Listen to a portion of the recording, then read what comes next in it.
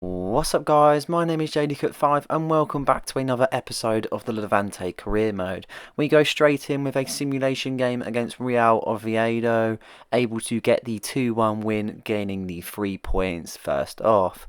First game, first win, always nice to be able to grab the 3 points and move on up.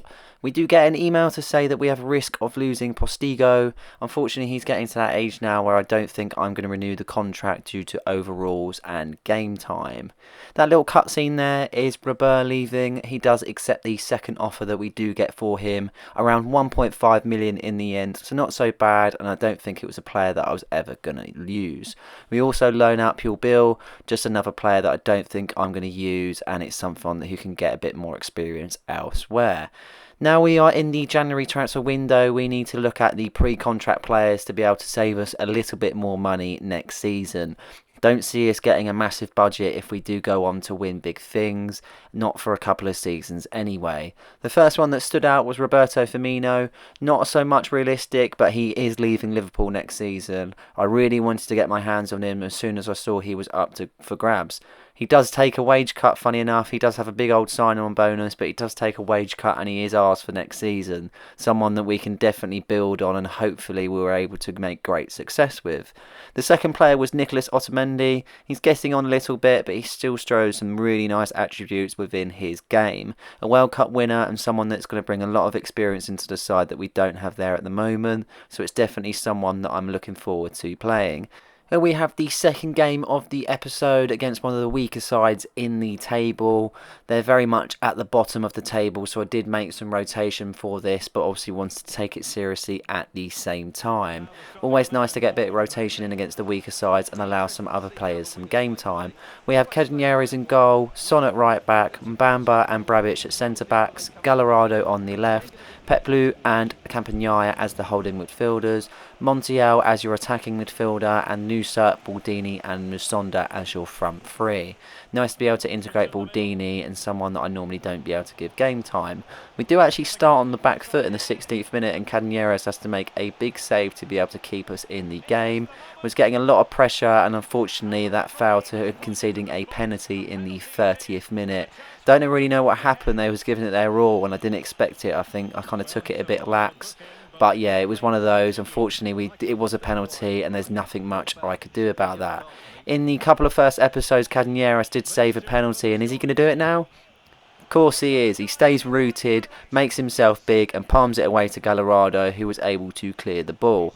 Unfortunately, things did get from bad to worse though, where Brabic unfortunately does pick up a red card. Really sloppy performance from him in this game, conceding the penalty and now being sent off. Not the exact best performance I was expecting from him and someone that I'm not going to be looking at using if this continues. In the 54th minute I was hoping for a better start in the second half, but unfortunately it's a bit of sloppy play and they do get in on goal. Really shoddy goal to concede. I know I'm down to 10 men, but I definitely expect better. As soon as I conceded, I did make the changes. Grant comes on, Vargas comes on, and Bukhari comes on for Nusa. Needed to change it up, needed a goal, and needed to be able to change this game to be able to not lose or draw. Montiel finds a nice pass from the halfway line to Grant, and Grant smashes it in the back of the net to make it 1-1. We have half an hour left, and we was able to get back into the game and hoping to make a better performance on things. In the 71st minute, we find Bukhari out into the box, and he finesses it into the bottom corner and we find ourselves 2-1 up and looking much better from this point onwards.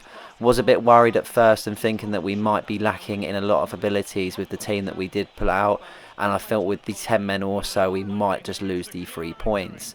In the 80th minute we do get a corner and Munoz, the substitute, does find the back of the net with a nice header.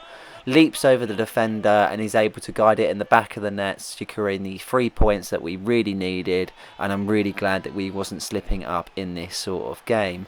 Did expect a better performance, but I guess with the 10 men that we did have, I guess it's not so bad after all. Going into the third game of the episode, it is another sim. We did play these at the start of the season, so I wasn't too fussed about playing them again. We do pick up the 2-1 win with the Frutos and Montiel getting on the score sheet. They also missed a penalty, seeing that on the other side, so we was very lucky to get away with the 3 points, and that is 3 wins from 3 in this episode. After winning that game, we was kind of brought back down to reality and saw that the Frutos had made a release clause kind of met from RB Leipzig. I know I can change this, and that's definitely what I did. I went straight into contract talks with him because this is someone that I'm going to want to keep.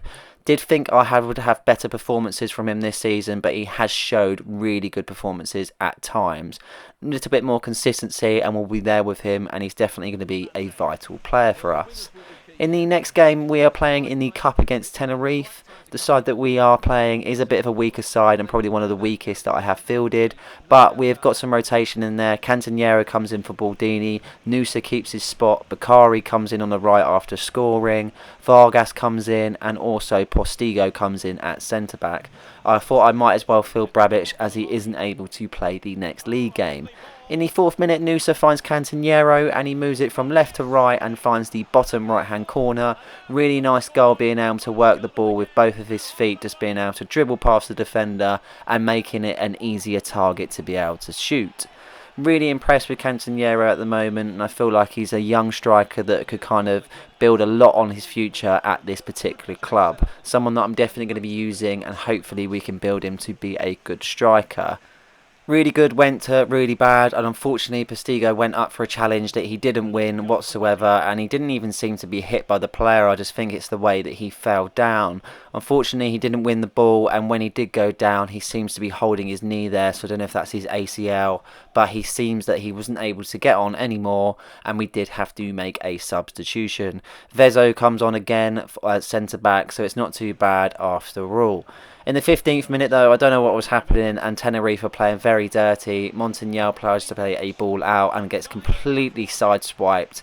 And yeah, I don't know how this wasn't a red card in all honesty. It was an absolute horrific challenge. And this is someone, if he's going to be out for a long time, that I'm really going to miss.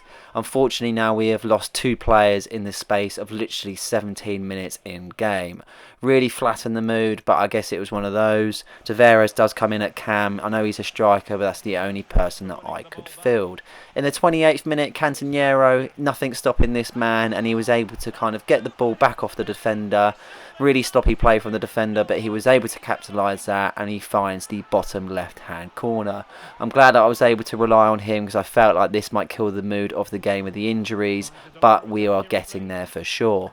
In the 38th minute, we do clear the ball off the line. It does fall to Gonzalez and Gagliano, and he just doesn't able to find the back of the net. Really surprising, but they were piling on the pressure, and as you can see right now, they do get a equaliser.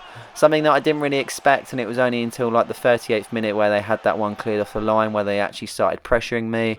But yeah, it's a very strange one in all honesty. We hope to start the second half even better, and we do kind of try and get past this player here, but I get wiped out again. They do suffer the consequences though, and he does get sent off overall. Not so bad for me and very bad for them. It was one of those. It was a terrible challenge. They've been doing it all game, so it was about time that someone did get red carded in all honesty, and I'm glad that that was the case. From the free kick though, we was able to create a nice bit of play, passing it from Vargas to Bakari, finding Son. Son dinks it over to Vargas, who makes an excellent run. Doesn't connect with it the best, but he puts it in the back of the net to make it 3-1, and that's all that matters. This man is getting better game by game, and I can see him being an absolute rising star in this sort of series. So happy we was able to get him through the future star. With Tenerife making such a poor start to the second half, being 10 men down and going 3-1 down, things got bad to worse from them, and Tavares was able to find the back of the net to make it 4-1. Really happy that he was able to find the goal, and knowing that he has now got a goal under his belt. Very questionable signing at the start of the season, but I'm glad he has come into kind of working with this team now, and hopefully he can build on what he's doing. Do kind of change it up now just to freshen the legs in that way. Masunda comes on. Just wanted to change it up because I don't feel Bakari had that much of a good game. Gallardo does go left wing also, as he can play there, funny enough. In the 68th minute, Masunda whips in a nice corner and Abora is straight there, unmarked, and all he's going to do is put that in the back of the net. Really solid header. He was just completely unmarked, knew what he was doing, didn't even have to jump in all honesty. As long as it landed on its head and it was going in the right direction, then it was definitely going in. Keeper could have put on a little bit better, but unfortunately it wasn't for him. They do grab one back in the 86th minute, and I'm surprised they even celebrated that in all honesty, because they were absolutely woeful second half. That win means we are through to the next round, but we do suffer some consequences for that, and Bastigo and Montiel will not be playing for the rest of the season, being out for 7 months. We have now had 3 players down to ACLs, and unfortunately that might be the last that you see of these two. Bastigo's contract's running out, and Montiel is only on loan. Didn't think I was having to do this, but I do now need to sign a couple of players. I do go in for the Norwich centre-back Andrew Omdambele.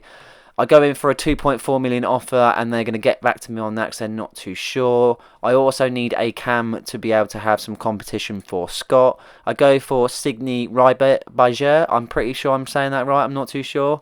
We grab him up for 1 million, and he's on a £5,000 a week deal. Really cheap. He's only 17, and he's got a lot of potential, so it might benefit us. Norwich do come back and say they are willing to accept the offer of 2.4 million, which I was really happy about. He's on a £10,000 a week deal, and someone that is definitely going to be better in the future. The last game of the episode is against Garanda. Unfortunately, at the start of this series, we do come up against this lot, and we did lose 3-2. Knowing that, I wanted to put a better performance in, and hoping so with this sort of side. Sriracha is now changed to right back with the alternative position. Al Yamik comes in, Vezo comes in, Gallardo comes in, and a little bit of an alternative position in the midfields. Ryberger also makes his start for the club. In the 20th minute, they were piling on the pressure just like they were in the first game, and they do make a nice few passes there, being able to weave in and out of my defenders, and they do find Pereira, and unfortunately he does find the back of the net in the 21st minute, making us go 1-0 down. Didn't take us long though, and in the 33rd minute, Afif makes a blazing run straight down the wing, an absolutely incredible run from him, using his pace, strength and everything else. Picks out Grant and puts it straight in the back of the net to make it 1-1. A replica goal kind of as well in the near to the end of the first half. Grant is found out again, but it's not the same kind of goal. Does bundle it in the end, but in all honesty, that was a good, well-worked goal, and I'm not too fussed as long as it goes in the back of the net.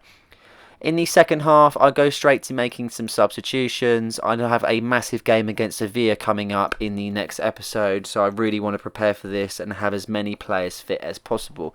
It was a bit of a risk, but I was willing to take that just to be able to freshen the legs up. But in the 55th minute, I mean, what is going on this episode? Another red card for the opposition, and Molina is seen to be sent off. Really sloppy challenge, and something that really didn't need to be made, to be honest. 2-footed, up in the air, is definitely going to be one that is going to be a red. Didn't really change the luck for me though, because in the 67th minute they was able to find the back of the net by me just being completely caught lacking, in all honesty. And that was nearly again in the 76th minute, where the exact same player nearly scored. I was able to get the ball up the field though, and being able to go on the counter attack. Baldini finds Musonda, and he was able to chest it down from the defender's mistake. Ball rolls it across the defender. All he's got to do is score. That's what he exactly does. Amazing goal by Musonda, and so well worked at the same time. Being able to chest the ball down, beat the defender, ball roll against the next defender, and all he had to do was score. It sounds easy, but it's not, and he made it look easy. That's the most important thing. Really happy for Musonda. Hasn't been performing that well recently, but it was definitely a solid performance this time round. That was it for this game. We do win 3-2, and I'm very happy we end up with the result. Not the best of performances, only getting it by the 1-goal margin, but we now are better off winning a game against them now. We do get an offer for Cañeras, our goalkeeper, but we're going to decline that straight away. We're not interested. It's simple as that. They try and offer us a player in exchange, but again, he's our goalkeeper, and that's that.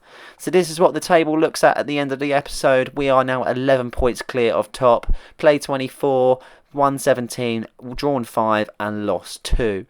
If we keep this up, no one's catching us. Simple as that. But we just got to be consistent, and we've got to keep winning games, and hopefully that we can be in the Liga next season. So I hope you guys enjoyed the video. Please like and subscribe for more content just like this one, and don't forget to hit the notification button so you don't miss another video. Cheers.